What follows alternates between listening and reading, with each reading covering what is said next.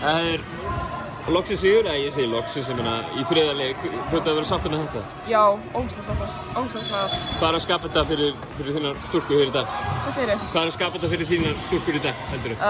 Bara ógeðslega mikið gleði. Það verður bara partí í kvöld. Nei, djók, það er COVID.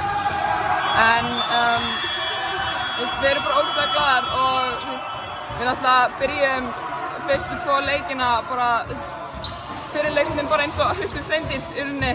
En síðan núna þá byrjuðum við bara strax eins og við byrjum seinni hálfleikana í síðustu 2 leikunum og það var bara geggjað, stemningi var geggjuð og bara, já, við spilum sem lið. Það var nú alveg stemming hjá hinu liðinu líka, hjá Noregi, ég meina það komum með í seinni hálfleikunum 2 eða 3 bara mjög flott áhlaup á okkur, ég meina þið standist það.